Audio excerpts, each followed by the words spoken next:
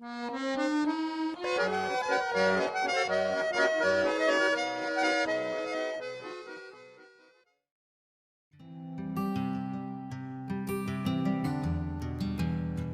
नमस्कार। आज हम जो कहानी देखने जा रहे हैं वो है दो बैलों की कथा।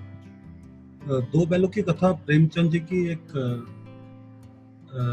बच्चों के बीच में बहुत ज़्यादा लोकप्रिय कहानियों में से एक है। और तो 1880 में बनारस के लम्ही गांव में पैदा हुए थे। अभाव में बहुत बचपन बीता था उनका, और बाद में शिक्षा विभाग में नौकरी की थी, टीचर थे।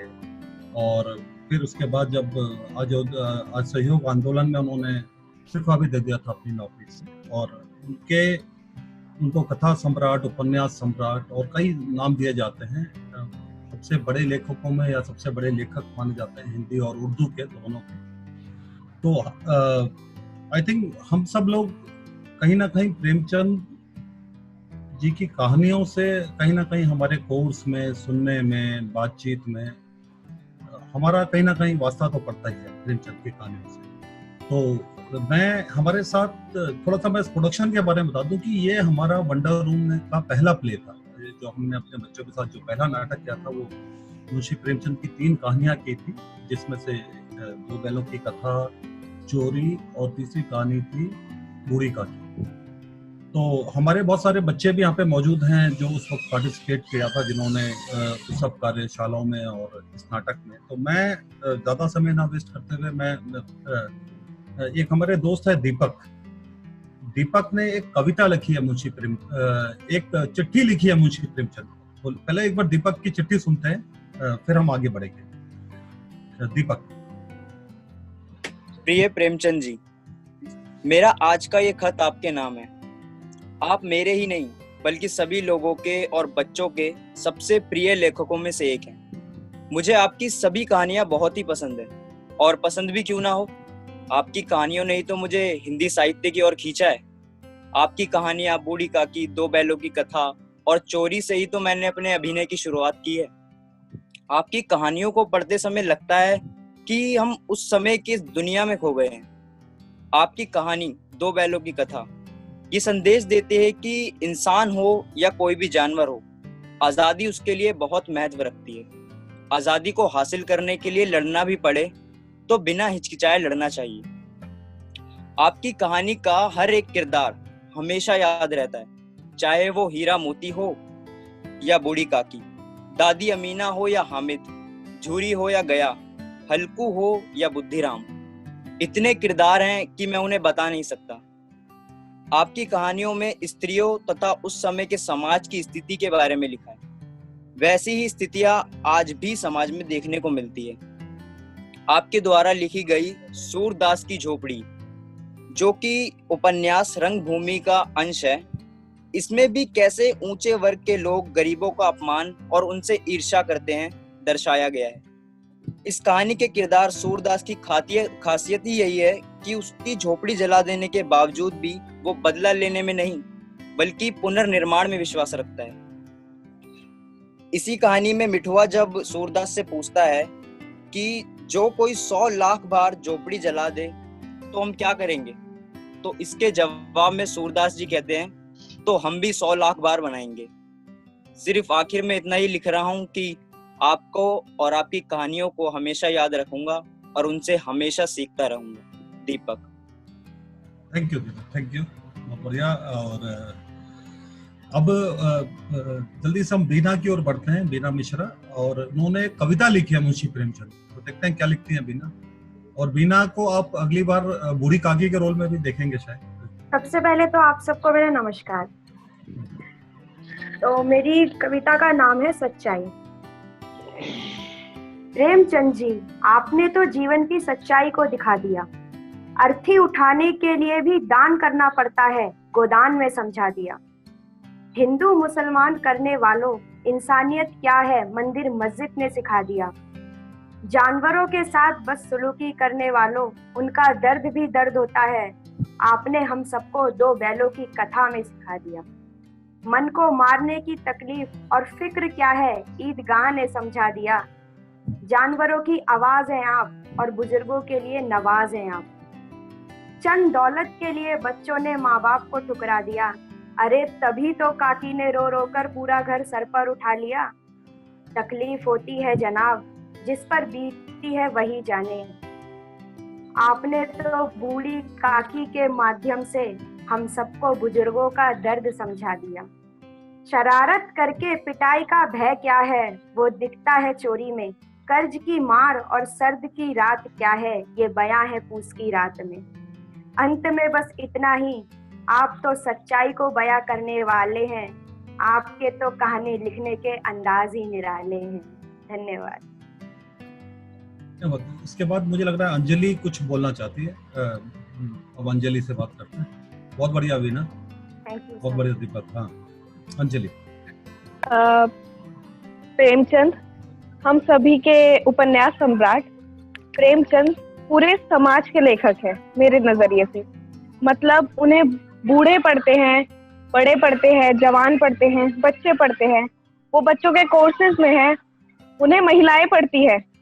और मुझे लगता है कि हर वर्ग के लोग उनसे इसलिए पढ़ पाते हैं क्योंकि हर वर्ग उनसे, उनकी कहानियों से एक कनेक्शन फील करता है। जैसे कि रामधर हल्दर से बच्चे कनेक्ट करते हैं।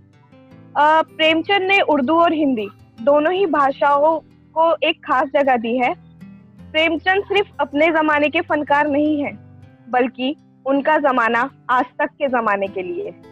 और जहां सभी लोग उस समय में राजाओं और सुल्तानों पर लिख रहे थे, तब प्रेमचंद ने भूमि बदली और आम जनता पर लिखा, आम भाषा में लिखा।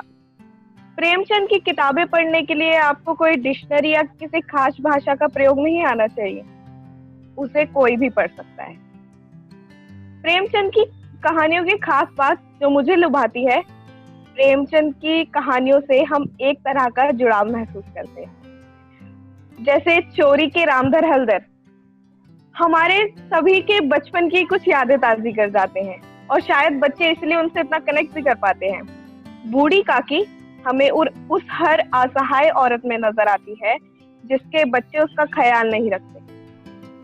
और उनके उपन्यास निर्मला में निर्मला की नंद रुक्मणी, जो कि निर्मला के ब्याह के आने से उसके मालकिन बन जाने के से ईर्ष्या में रहती है, वो भी आज हर घर में नजर आती है। यही निर्मला में मानसाराम, उसका बड़ा बेटा, जो कि मानसिक तनाव से मर जाता है, तो प्रेमचंद एक लाइन कोट करते हैं, ये मृत्यु नहीं हत्या है। इस बात को हम आज भी कनेक्ट कर पाते हैं। और अपनी आज की कथा, दो बैलों की कथा में जो भी इंसान जानवरों से कनेक्ट कर पाता है, वो सब इस कहानी से कनेक्ट करते हैं। चाहे वो कोई भी कहानी हो प्रेमचंद की, हम उसमें एक इमोशनल, एक मेंटल कनेक्शन पाते हैं। तो मेरे लिए सबसे स्पेशल है। Thank you sir. Thank you Anjali. इसके बाद तुषार ने एक छोटी सी 2 मिनट की एक पिक्चर स्टोरी बनाई है मुंशी प्रेमचंद पे। उसमें एक थोड़ी सी इंटरेस्टिंग जानकारी भी है कि प्रेमचंद ने एक फिल्म में भी काम किया था, मिल मजदूर के नाम से, तो उसका भी थोड़ा जिक्र है। तो आइए देखते हैं, वो सर चला देंगे। उर्फ मुंशी प्रेमचंद। हमारे देश में शायद ही कोई होगा जो मुंशी जी को ना जानता हो, क्योंकि उनकी कहानियां दिलों को छू लेती है। काफी लोग ये मानते हैं कि प्रेमचंद जी की कहानियां समाज का आईना होती है, जो हमें समाज का असली रूप दिखाती है।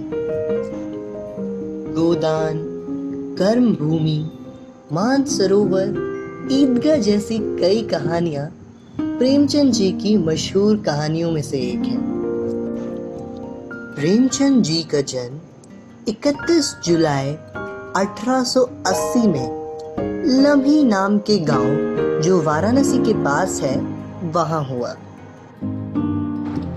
बहुत ही कम लोगों को ये बात पता है कि प्रेमचंद जी ने एक फिल्म की कहानी भी लिखी थी, जिसका नाम था द मिल मजदूर। इस फिल्म में प्रेमचंद जी ने एक छोटा सा रोल भी किया था। दुख की बात तो ये है कि ये मूवी कभी रिलीज हुई ही नहीं। इसे 3 नामों से रिलीज करने की कोशिश की गई, लेकिन सेंसर बोर्ड ने तीनों बार ही इसे बैन कर दिया।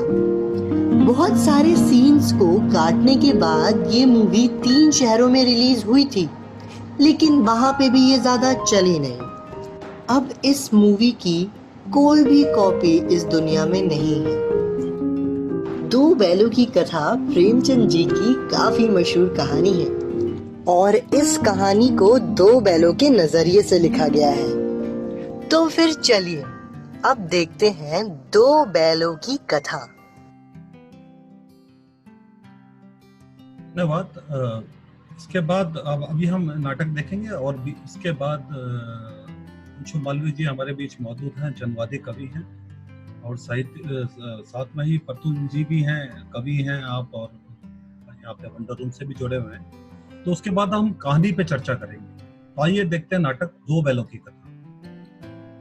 तुझे पता है जानवरों में जो सबसे ज्यादा बुद्धिमान होते रहते हैं। ये तो बात तुमने सही कही।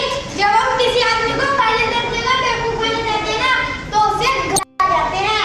अच्छा ये तो सचमुच बेवकूफ है। ये इसके सीधे पैर पर सबको सैर करने की आदत से नहीं है। इसका फैसला नहीं किया जा सकता। गाय सिंह मारती है, बिहाई हुई गाय तो अन्याय सिंह का रूप धारण कर लेती है। कुत्ता भी बहुत गरीब जानवर है, लेकिन कभी कभी उसे भी गुस्सा आ ही जाता है। किंतु गधी को कभी गुस्सा करते नहीं देखा और नहीं सुना। अगर बोले चल चल खाता है तो कितना भी करता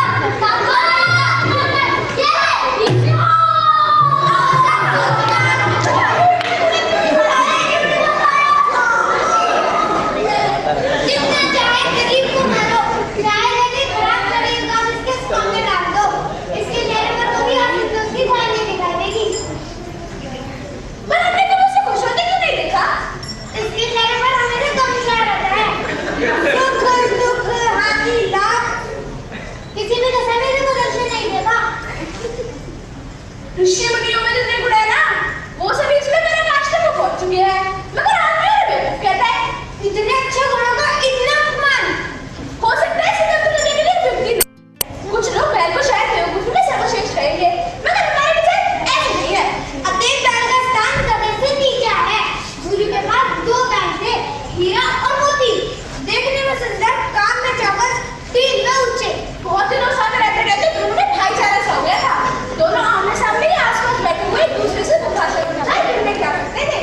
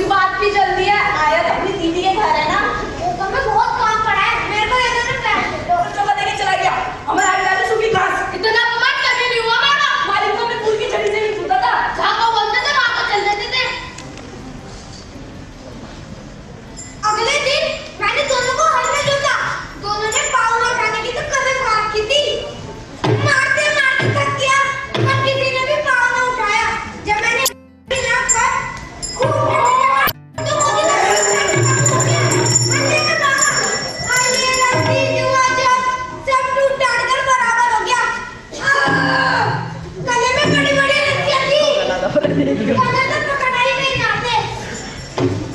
मैं वहां पहुंचा और शेर चला। अच्छा हुआ कि मैंने मोदी के साथ मारपीट न की, वरना तो मोदी तो पलट ही पड़ता। उसके तेवर देख गया और उसके शायद समझ गया कि इस वक्त तो टाल जाना ही अच्छा है। ले बेटा, आज फिर दोनों के सामने सूखा भूसा लाया गया।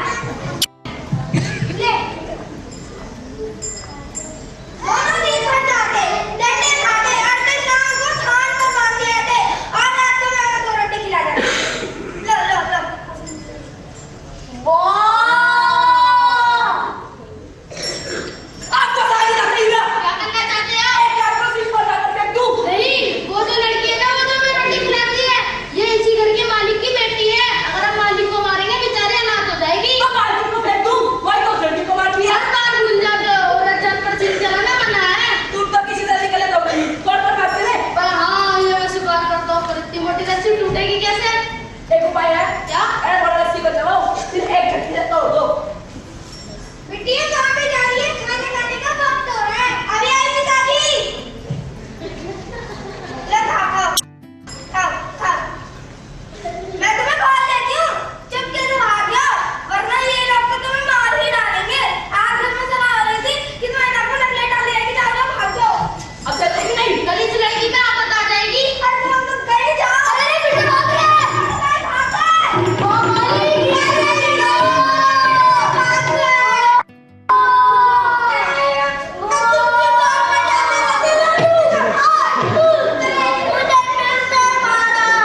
मालिक, मालिक हमारी भाषा नहीं समझ सकते, हर बात भूल जाता है। मैं तो बता ही मारता ना।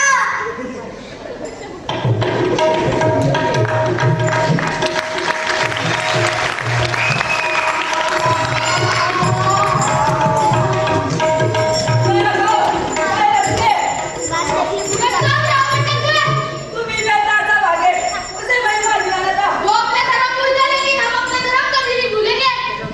भूख लगे कुछ खा लेते हैं। हाँ, वो ना मटन का खेत आ जाओ।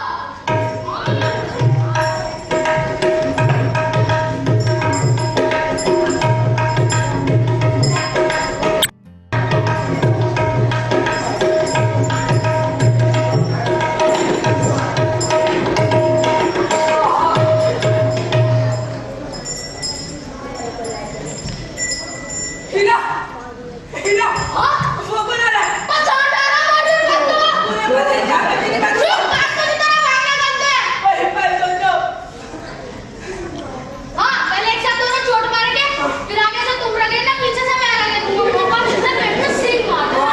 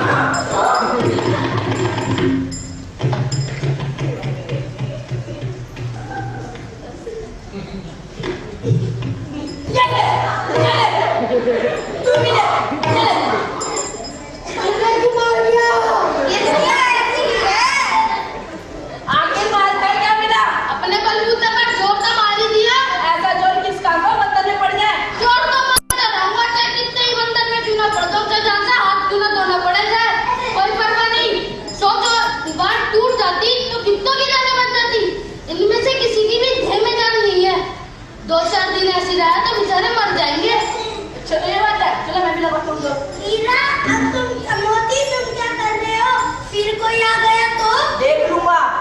मोती मोती मोती धन्यवाद मोती, धन्यवाद मोती, धन्यवाद।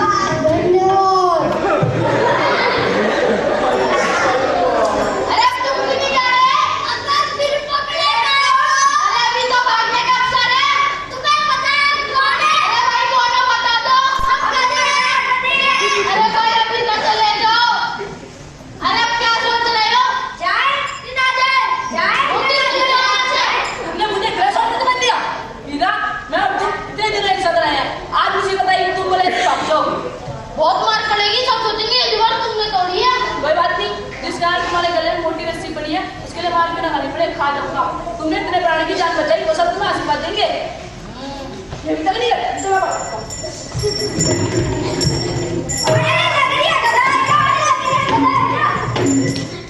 सुबह होते ही मुंशी और चौकीदार तथा अन्य कर्मचारी में ऐसी खलबली मची कि मैं तुम्हें क्या बताऊं। तुम्हें बताना तो इतने ही काफी है कि मोती की मरम्मत हुई, उसे मोटी रस्सी से बांध दिया गया। एक हफ्ते तक दोनों मित्रों का बंधे पड़ रहे, किसी ने चारे का तिनका तक ना पूछा। दोनों मित्र तो दुर्बल हो गए थे कि उनसे उठा तक नहीं जाता था। एक दिन बाड़े के सामने टुकटुकी बजने लगी। तभी वहां पर बहुत सारे लोग जमा हो गए। आओ भाई, लगाओ बोली। अरे दुर्बल हो गए, कौन लेगा इन्हें? इतनी हत्या भी दिखने जाने कौन लेगा? अरे इन्हों की तो सूरत भी ऐसे, इन्हें लेने तो बेवकूफ ही होगा। देखो, पहनूंगा मैं। अरे चाचा क्या करोगे इन्हें लेकर? फेंक देंगे। इसे किसान ले जाकर साहब जो 4 पैसे का उसे बेच देंगे, अपने को तो 4 पैसे कमाने ना। गया के घर से तो बच निकले, पर अब ना बचेंगे। तो वो सब पे तय करता है, तो वो कब पे तय नहीं आती। भगवान के लिए हमारा कृष्ण मंडल एक बराबर है। चलो उस दिन उसी के पास ले लेंगे, तुम भूल गए? भगवान ने हमें एक बार उस लड़की के रूप में बचाया था, क्या बना बचाएगा क्या? यार भी चिड़ी चलाएगा, देख लेना। कोई परवाह नहीं, मांस मांस सिंह हड्डी किसी न किसी के तो काम आएगा ही। चलो चलो, अब से तुम्हारे हो बहन। चलो भाई, खत्म हुआ बाजार।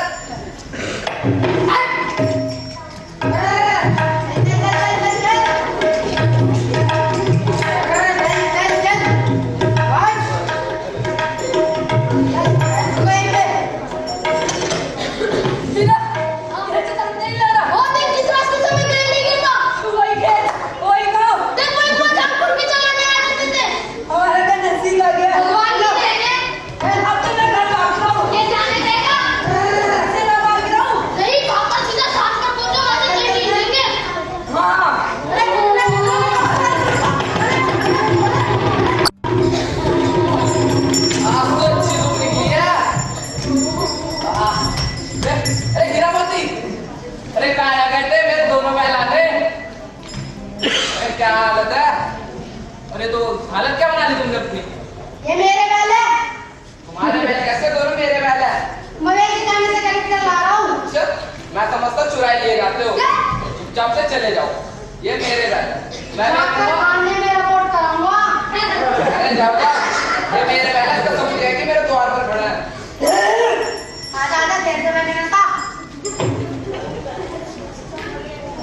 जो मैंने तेरे ध्यान से इसे टांगे पटक दे, इसको इस मोटे को भाग पटक दे।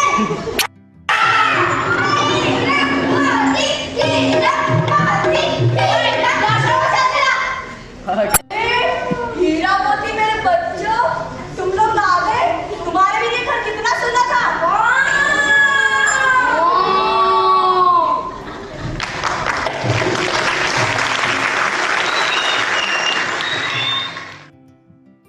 उम्मीद है कि रिकॉर्डिंग थोड़ी सी पुरानी, क्योंकि बहुत पुरानी वीडियो है तो कुछ चीजें शायद समझ में नहीं आ रही। उम्मीद है समझ में आया होगा प्लीज।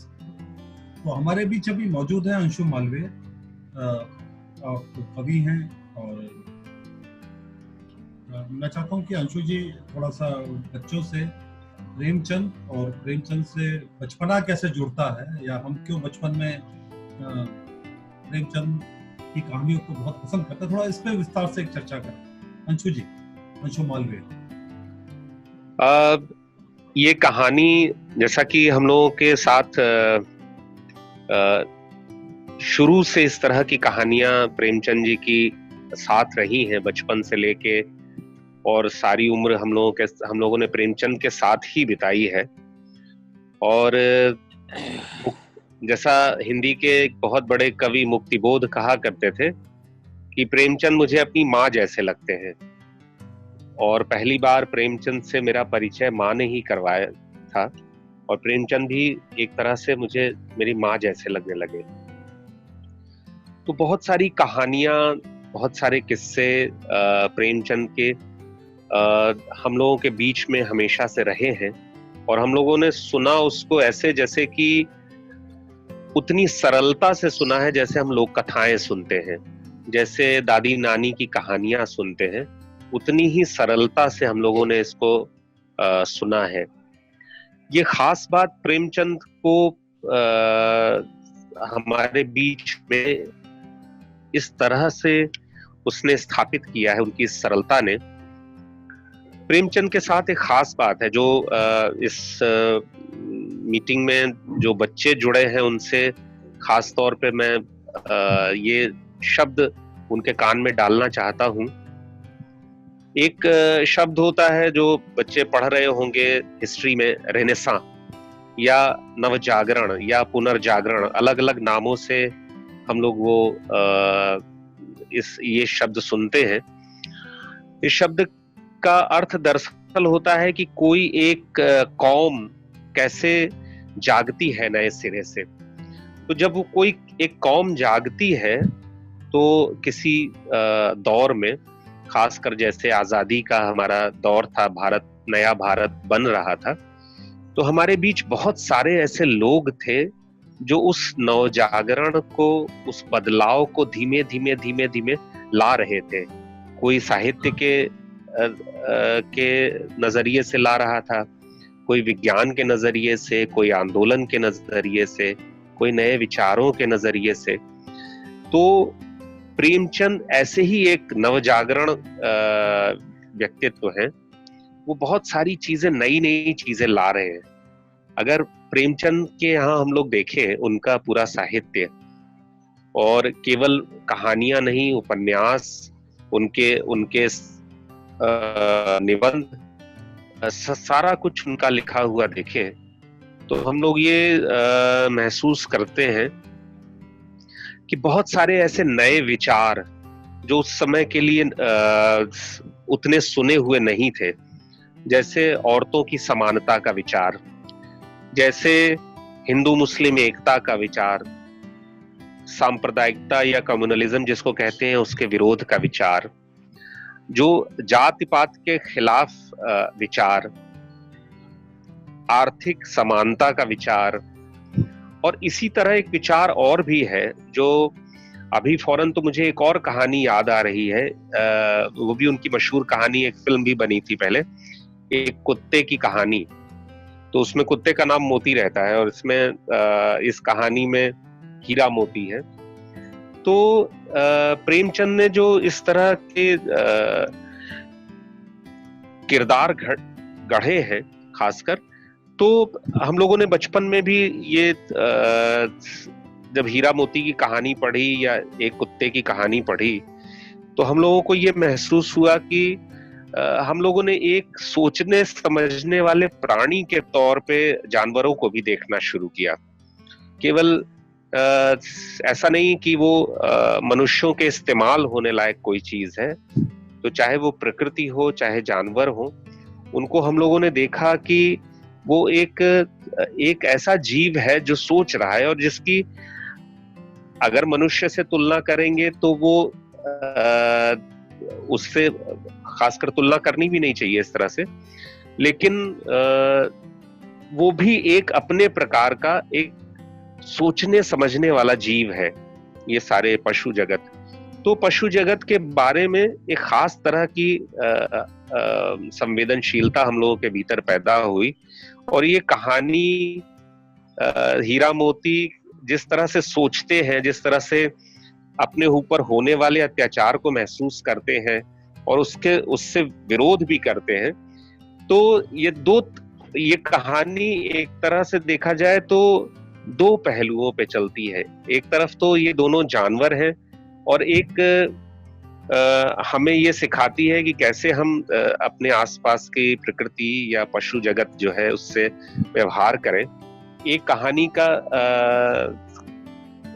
अर्थ ये है, और दूसरा अर्थ ये है कि वो जानवरों की शक्ल में दो शोषित मनुष्यों की कहानी भी कह रहे हैं, जिनके ऊपर अत्याचार हो रहा है और जो विरोध करता है। तो कथाकार को अलग अलग तरीके से अपने किरदार चुनते हैं, और उनके किरदार हमेशा बहुत सारे लेयर में होते हैं, किसी एक लेयर में नहीं होते हैं। तो ये पशुओं के प्रति सद्भावना के साथ साथ ही ये शोषण के विरोध में भी एक रचना है। और बहुत सारी ऐसी, खासकर प्रेमचंद के बारे में अगर हम लोग देखें तो उनका ज्यादातर रचना संसार ऐसा है जो एक साथ सब के लिए है। अब आप दो बैलों की कथा या खासकर ईदगाह और जैसी कहानियां, वो अलग से ये कहना मुश्किल है कि वो बच्चों के लिए लिखी गई हैं या बड़ों के लिए लिखी गई हैं।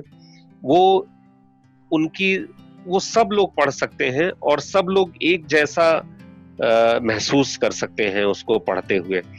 तो मुझे लगता है कि प्रेमचंद बहुत लंबे समय से हमारे साथ हैं और शायद हमेशा हमारे साथ रहेंगे। अलग अलग तरीके से उन्हें कहा जाता रहेगा, जैसे अभी हम लोगों ने देखा नाटक में, अभी जो 3 बच्चों ने कविता के रूप में, निबंध के रूप में उनके बारे में कुछ कहा है, वो ये बात उससे भी पता चलती है कि प्रेमचंद किस किस शक्ल में हमारे भीतर जा रहे हैं, और हमारे बाद की पीढ़ी भी उनसे उसी तरह से जुड़ रही है जैसे हम सब जुड़े थे। तो एक तरह से जो रजनी जी से बात हो रही थी इस प्रोग्राम के संदर्भ में, तो उन्होंने बड़ी अच्छी बात कही थी कि जैसे हमें मिले हैं प्रेमचंद, हमें जैसे उपहार के तौर पे, तो एक तरह से नया भारत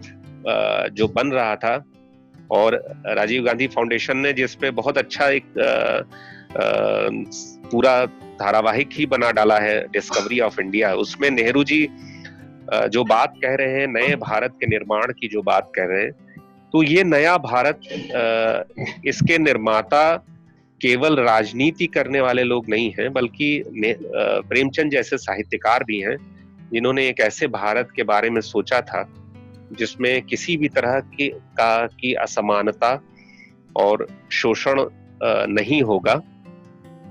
आज हालात बहुत फर्क है, लेकिन प्रेमचंद आज भी हमें ये सिखा रहे हैं कि ये जो शोषण के बिना समानता पे आधारित, सबकी बराबरी पे आधारित, सबके प्रति सद्भावना पे आधारित एक समाज की कल्पना प्रेमचंद आज भी हमारे सामने रखते हैं। जी शुक्रिया। धन्यवाद। निराली कुछ बताना चाह रही थी। निराली अगर हैं तो आज मैं आपको मुंशी प्रेमचंद जी की कुछ चुनिंदा कहानियों के बारे में बताने जा रही हूँ। जैसे कि हमने दो बैलों की कथा कहानी देखी, उसके अंदर एक किसान और एक जानवर का वर्णन किया है, और उस कहानी के अंदर इंसान और जानवर के प्यार को दर्शाया है। वो अपने मालिक से अलग होकर इतना परेशान होते हैं, दूसरा व्यक्ति उन्हें ठीक से रख भी नहीं पाता।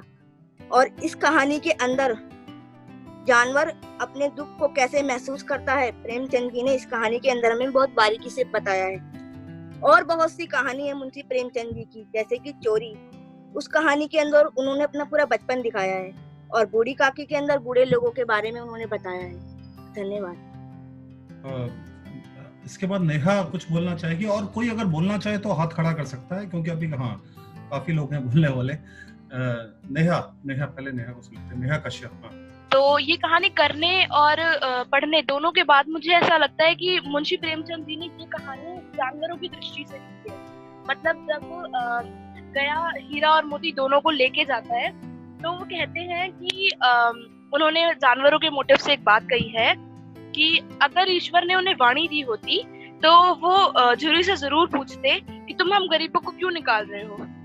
हमने तो तुम्हारी सेवा में कोई कमी नहीं छोड़ी इत्यादि। मतलब उन्होंने ऐसी काफी सारी बातें कही हैं जिससे मुझे ऐसा लगता है कि वो जानवरों का पर्सपेक्टिव भी रखना चाहते थे, हमें बताना चाहते थे कि जानवर क्या सोचते हैं।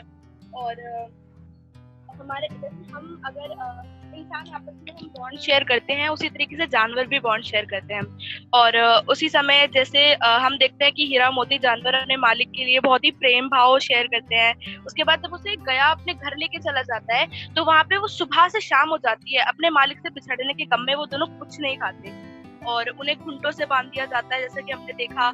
और वो खुंटे इतने मजबूत होते हैं कि हम सोच भी नहीं सकते हैं उन्हें तोड़ा जा सकता है, लेकिन वो अपने मालिक से बिछड़ने के गम में और चाहते थे कि उन्हें, हाँ, तो वो खुंटे भी तोड़ के चले जाते हैं। इसके बाद हम देखते हैं कि मतलब ऐसा कहते हैं कि मतलब प्रेम में इतनी शक्ति होती है कि वो हमें और ज्यादा बल दे देता है। तो उसी की वजह से हमें देखने को मिलता है कि वो खुंटे तोड़ के अपने मालिक के पास चले जाते हैं। और इस कथा में हमें एक अद्भुत ही प्रेम देखने को मिला है इंसान और जानवर का। और आगे जैसे हम देखते हैं कि गया के घर पे एक बच्ची उनकी सहायता करती है। तो जो बच्ची उनकी सहायता करती है उसमें हम एक चीज देखते हैं कि वो जो बच्ची होती है उसकी सौतेली माँ होती है, तो उसकी सौतेली माँ उसे काफी मारती है। और उसी समय पे हीरा और मोती के साथ भी उत्पीड़न हो रहा होता है क्योंकि गया उन्हें बहुत मारता है, तो वो एक कनेक्शन शेयर करते हैं। और हमने कहानी में ये भी देखा कि वो धर्म कर्म की बात करते हैं। वो कहते हैं कि अगर हीरा कहता है गुस्से में कि मुझे गुस्सा आ गया, अगर उसने मुझे मारा तो मैं उसे मारूंगा पलटकर, तो मोती उसे समझाता है कि नहीं भाई, ये हमारे धर्म में नहीं है। और अगर मोती को ऐसा लगता है तो हीरा समझाता है। तो मतलब इसमें हमें स्नेह, प्रेम, वफादारी और दोस्ती की एक बेमिसाल मिसाल देखने को मिलती है। Thank you Neha. अभी सोहेल शेख है, उसके बाद परतुल जी को दूंगा क्योंकि परतुल जी एक बार सोहेल से थोड़ा सा बात कर लेते हैं और थोड़ा सा, क्योंकि सोहेल साहब जुड़े भी रहे हैं इस नाटक के साथ, थोड़ा सा अपने जो भी वो कहना चाहते हैं। Hello everyone, thank you Rajiv sir and Rajiv Gandhi team का भी थैंक यू। एंड मैं अपनी जो वंडर रूम की जो मेरी टीम है उनका भी, उन्होंने भी बहुत अच्छा बोला। दीपक, निराली और बीना, नया, बहुत अच्छी बातें और बहुत अच्छे पॉइंट और कविताओं के माध्यम से जो इन्होंने बात की, बहुत बढ़िया, बहुत उम्दा। तो प्रेमचंद जी को जब मैंने पहली बार जाना, यंग में पढ़ा, तो जब मैं स्कूल में था तब मैंने एक कहानी पढ़ी थी, दो बैलों की कथा। तो वहाँ मतलब इतना जान या पहचान नहीं पाया था क्योंकि बचपन से छोटा था, लेकिन दो बैलों की कथा और वंडर रूम का मेरा एक अलग कनेक्शन है कि जब मैं वंडर रूम से जुड़ा, आरजीएफ में आया, तो जब मेरा जो पहला प्रोजेक्ट था जहाँ पे मैंने अपना योगदान दिया, जहाँ पे मुझे मौका मिला, रजनीश जी ने मौका दिया मुझे, तो ये पहली एक कहानी थी, छोटा सा नाटक था, दो बैलों का था, जिसके जहाँ से मतलब मेरा शुरुआत हुई आरजीएफ से जुड़ने की, वंडर रूम से। तो एक मेमोरी, एक ऐसी याद है मेरी इस कहानी से। और इस कहानी में आपने नेहा ने में से काफी बातें रख दी हैं। तो जैसे कि हमारा प्रोग्राम है जो सद्भावना की भावना वाली बात कर रहे हैं हम, तो इसमें साफ दिखता है कि जूरी की भावना अपने हीरा मोती के लिए कैसी है, और दूसरी तरफ जब हम देखते हैं कि गया की भावना कैसी है। जूरी यहाँ उनको मारता नहीं है, उनका बहुत अच्छे ख्याल रखता है, खिलाता है, पिलाता है, मतलब शायद ही वो उन्हें शायद ही जानवर समझता हो, एकदम अपने बच्चों की तरह पालता है कि वो मेरे बच्चे हैं। और दूसरी तरफ जब गया को हम देखते हैं तो वो उनको मारता है, अत्याचार करता है, ना ठीक से खिलाता है, पिलाता है, मतलब केयर नहीं। तो शायद वो उन्हें जानवर ही मानता होगा। लेकिन एक तरफ ये भी दिखता है कि जानवर होने के बाद भी कि हमारे लिए उनके प्रति एक सद्भावना होनी चाहिए, प्यार होना चाहिए, क्योंकि जानवर हैं लेकिन उनमें भी जान है, उनकी भी अपनी जिंदगी है। और दूसरी तरफ ये भी दिखता है कि जब वो छोटी लड़की की बात करते हैं जो गया की बेटी होती है, तो उसका भी ये कहीं ना कहीं जानवर के प्रति सद्भावना दिखती है। एक तरफ जूडी, तो अगर वो लड़की काफी मदद करती है उनकी, उन्हें को चुपके रोटी खिलाती है या उनकी मदद करती है एक तरह से कि तुम लोग जाओ, भाग जाओ यहाँ से, नहीं तो ये लोग तुम्हें मार देंगे, मतलब वो भी रिलेट कर पाती है। और प्रेमचंद जी जो लिखते हैं तो ऐसा लगता है जैसे ये आजकल की बात हो, जैसे कल की बात हो, या जैसे हम आजकल जो न्यूज सुनते तो ऐसे मतलब प्रेमचंद जी तो बहुत पहले गए ये सब चीजें। और मतलब क्या कल्पना रही उनकी, या जो लिखा उन्होंने, मतलब आज के टाइम से हम कितना रिलेट कर पाते हैं, एकदम रियलिस्टिक चीजें हैं। तो और इस कहानी में छोटी सी ये भी दिखती है कि जो हीरा मोती है, जब एक वो सांड उनको मारने आता है तो वो कैसे एक टीम में काम करते हैं, है ना। तो वो मोती शायद डर जाता है तो हीरा उसे मोटिवेट करता है। तो आज के टाइम में भी हम देखते हैं कि जैसे कोई अगर प्रॉब्लम आती है तो हमें डरना नहीं चाहिए। मतलब ये भी एक तरह से अगर हम उस चीज को उस तरीके से भी लें तो देखा जा सकता है, समझा जा सकता है कि हम लोगों को मिल के एज अ टीम में काम करेंगे तो हर प्रॉब्लम, हर समस्या का हम समाधान निकाल सकते हैं। कि जैसे वो कहता है कि तू आगे से अटैक करिए, मैं पीछे से करूंगा, फिर हम दोनों एक साथ करेंगे, तो ऐसे में वो हैवी हो जाता है ना। तो जो भी प्रॉब्लम, समस्या हो सकती है, अगर हम मिलके एक दूसरे को साथ करें, हेल्प करें, तो चीजें आसान हो जाती है। तो सद्भावना के साथ साथ ऐसी चीजें भी देखने को मिली इस कहानी में कि प्रेम है, भाव है, टीम वर्क है। तो मैं सिर्फ इतना ही कहना चाहूंगा। और प्रेमचंद जी के अलावा मतलब और भी जैसे 2-3 कहानियां हैं, तो अगर इजाजत हो तो मैं उस पर भी 2-3 बातें रखना चाहूंगा रजनीश जी। तो जैसे मैं घनसाली गया था अभी लास्ट ईयर, तो वहां पर भी मैंने एक छोटा सा नाटक किया था, पंच परमेश्वर, तो भी प्रेमचंद की कहानी है। तो उसमें भी कैसे सद्भावना की बात होती है ना, कि वो 2 दोस्त होते हैं, अलगू और जुम्मन, कैसे वो एक दूसरे, कितना विश्वास होता है उनमें एक दूसरे के प्रति। कोई अगर एक बाहर जाता है तो दूसरा उसका घर की देखभाल करता है, अगर जुम्मन कभी बाहर जाता है तो अलगू उसकी देखभाल करता है। मतलब आज के टाइम में भी बहुत कम हो गया ये सब चीजें, कि ऐसी भावना हम एक दूसरे के प्रति रखें। और मतलब उसमें मैं थोड़ा सा संवाद पे भी बात करूंगा उसमें, कि 2-3 कुछ संवाद हैं जो कि बहुत ही उम्दा और अच्छे हैं। मतलब कितना कुछ दर्शाते हैं वो अपने आप में। जैसे कि जब जुम्मन कहता है कि जुम्मन मेरा मित्र है, अलगू कहता है कि मुझे मत बनाओ। जब सरपंच की बात आती है, जब उसकी जो मौसी होती है, जब वो पंचों का फैसला करने बैठती है, तो जुम्मन कहता है कि भाई, अलगू कहता है कि जुम्मन मेरा मित्र है, मुझे मत बनाओ। तो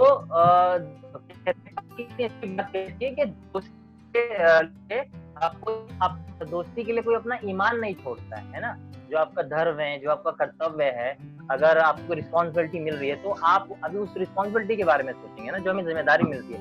ये नहीं कि ये हमारा दोस्त है, या ये अगर जो सही है तो सही, जो गलत है तो गलत है ना। तो एक उसमें संवाद में जब आता है, जब फैसला होता है कि पंच खुदा का एक तरह से है ना, कि पंचों का ना कोई दोस्त होता है, ना कोई दुश्मन होता है।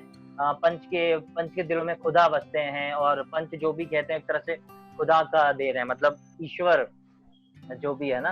तो लास्ट में ये बात जो है उसके दोस्त को भी समझ आ जाती है, अलगू को, कि जब उसको जिम्मेदारी मिली, जो रिस्पॉन्सिबिलिटी मिली, तो उसने जान के कोई ईर्ष्या नहीं दिखाया, वो जान के नहीं किया उसने सब। लेकिन जब जुम्मन को जब रिस्पॉन्सिबिलिटी मिली तो उसको समझ आया कि अच्छा ये चीज है यहाँ पे।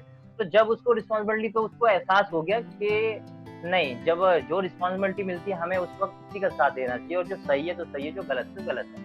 तो मुझे ये ऐसी कहानी भी याद आई प्रेमचंद से जुड़ी, वंडर रूम से जुड़ी, तो मैंने सोचा 2-3 शब्द संवाद पे बात की जाए। तो इसलिए बाकी बहुत अच्छी कोशिशें हैं, बहुत अच्छा प्रोग्राम चल रहे हैं, तो मुझे बहुत अच्छा लगा यहाँ आके। तो thank you so much sir. हाँ, तो मेरे ख्याल से बदूनी जी कुछ बोलना चाहेंगे तो बोल सकते हैं। बदूनी जी। सॉरी मैं बोलूंगा। एक तो 8 वर्ष पुरानी ये कहानी है, 8 वर्ष पुरानी।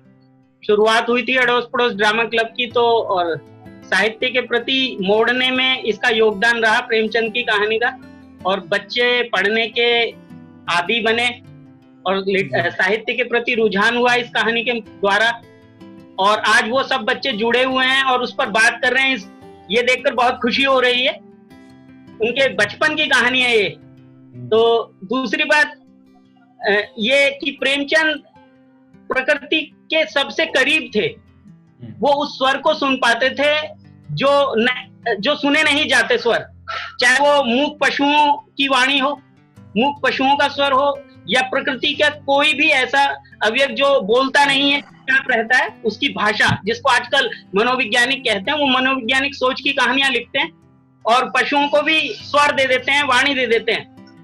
तो बड़ी खूबसूरत कहानी थी ये, 2 बैलों की कथा, और बाकी जितनी भी कहानियां हैं उनकी वो ऐसे ही हैं, जो जिनके पास स्वर नहीं है उसको वो स्वर देते हैं, दिखाई देते हैं। तो प्रेमचंद सबसे करीब हैं प्रकृति के, जो मूक स्वर को भी सुन लेते हैं। तो ऐसे लेखक के प्रति हमें कृतज्ञ होना चाहिए।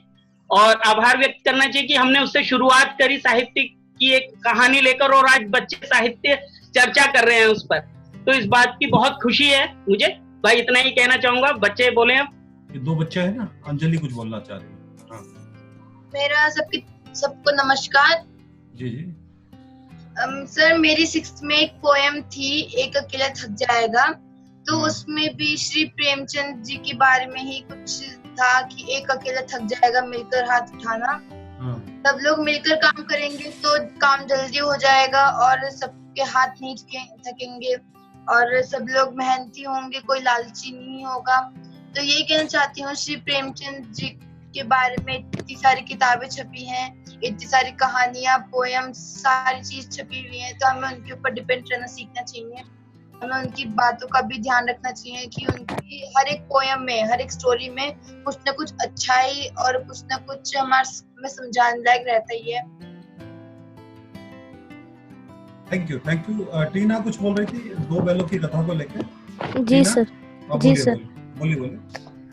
इस कहानी 2 बैलों की कथा में इंसान और जानवर के बीच का स्नेह देखने को मिल रहा है और जानवर की वफादारी को भी दिखाया गया है कि किस तरह से वह अपनी मुक्ति को ठुकराकर गुलामी को अपनाना पसंद करता है, क्योंकि उसके मन में किसी तरह का कोई लोभ ना होकर केवल स्नेह और वफादारी है। स्नेह और वफादारी के बीच दोस्ती की भी बहुत बड़ी मिसाल दिखाई गई है कि कैसे हीरा मोती को छोड़कर नहीं जाना चाहता था। इस स्नेह, प्रेम, दोस्ती और वफादारी को शब्दों में बयां करना आसान नहीं, और साथ ही साथ एक जानवर भी उतनी ही इज्जत का हकदार होता है जितना कि एक इंसान। धन्यवाद। बहुत बढ़िया। और अभी थोड़ा सा हम लोग एक, मुझे लग रहा है कि 1-2 बच्चे और बोलना चाहेंगे, उसके बाद कोई भी बोल सकता है। यहाँ पे कोई बच्चा बोलना चाहता है तो प्लीज अपने हाथ उठाए या अनम्यूट करके बोले अपने आप को, बच्चा या बड़ा। छोटी सी हमारी नदी टेढ़ी मेढ़ी धार, छोटी सी हमारी नदी टेढ़ी मेढ़ी धार, गर्मियों में घुटने भर भिगो कर जाते पार, गर्मियों में घुटने भर भिगो कर जाते पार, पार जाते ढोल डंगर बैलगाड़ी चालू, पूछे है किनारे इसका पार इसका डालू, पेटे में झकाझक झक बालों की चढ़काना नाम, घास फूलों की एक बार उजले जैसे घाम, दिन भर किच पिच करनी मैना डाल डाल, रातों को हुआ करते उठा सी यार। धन्यवाद। बहुत बढ़िया। सबसे पहले तो मैं ये बोलना चाहूंगी कि जो उनकी कहानियां, उनकी जो कहानी है 2 बैलों की, ये हमारे सामने गांव का वो पूरा दृश्य क्रिएट करती है। और मतलब जो इनकी कहानियां है वो हमारे दिमाग में एक चित्र बनाने लगती हैं कि हाँ ये ऐसे हो रहा होगा, ये ऐसा दिखता होगा शायद। हाँ, तो मेरे ख्याल से हम लोग, क्योंकि समय भी काफी हो चुका है, तो आज हमने की थी कहानी मुंशी प्रेमचंद की 2 बैलों की कथा। और जैसा कि प्रेमचंद हम समझ रहे हैं कि उन लोगों की आवाज बने जिनकी आवाज आमतौर पे सुनी नहीं जा सकती, चाहे वो बहुत असहाय लोग हों, चाहे वो बुजुर्ग लोग हों, चाहे जानवर हों, चाहे बच्चे हों, तो वो उनकी आवाज बने जिनकी आवाज आमतौर पे पहुंचते नहीं, समाज जिनका परवाह नहीं करता। और कहीं ना कहीं जानवरों के प्रति सद्भावना आज की जरूरत है, और हमेशा, आज की नहीं मतलब हमेशा की एक जरूरत रही है कि हम जानवरों के प्रति अच्छा भाव रखें, उनको अच्छे से ट्रीट करें। बस आज का कार्यक्रम इतना ही था। अंकुश जी, थैंक यू सो मच इस पूरे सेशन के लिए। आप में से बहुत सारे बच्चों की बहुत प्यारी प्यारी रचनाएं सुनने को मिली हमें, which is always very wonderful. हमें आज अड़ोस पड़ोस का एक ड्रामा भी देखने को मिला, इसमें भी बहुत मजा आया हमें। ये बहुत खासियत है किसी भी अच्छे लेखक की कि उन्हें किसी भी मीडियम में अडैप्ट किया जा सकता है और अच्छी तरह से अडैप्ट किया जा सकता है। प्रेमचंद इसमें बिल्कुल भी अलग नहीं है। शायद आप में से कुछ लोग को ये पता होगा, मतलब बच्चों की बात कर रहा हूँ मैं, कि प्रेमचंद ने कुछ बहुत छोटी छोटी एकांकियाँ भी लिखी हैं, एक अंक के नाटक जो भी पढ़ने वाले हैं, जिनमें से एक बहुत ही प्यारा सा छोटा सा नाटक है जिसका नाम है दुराशा, जो कभी आप पढ़ेगा। वो एक आप में से एक बच्ची ने कहा था कि उन्हें औरतें भी बहुत पढ़ना पसंद करती हैं। Durasha is a very very interesting little play जिसमें कि विमेन से जुड़े हुए इश्यूज के बारे में थोड़ी बात होती है। तो उसके अलावा भी ऑब्वियसली उन्होंने बहुत अच्छी बहुत बेहतरीन कहानियां लिखी हैं। और उनकी लिखी हुई कहानी पे सत्यजीत रे ने एक फिल्म भी बनाई थी, सतन के खिलाड़ी, जो उनकी आखिरी फिल्म, मतलब आगन से पहले उनकी आखिरी फिल्म, आपको जरूर देखनी चाहिए वो भी। एक बार फिर से मैं थैंक यू बोलना चाहूंगा रजनीश जी को और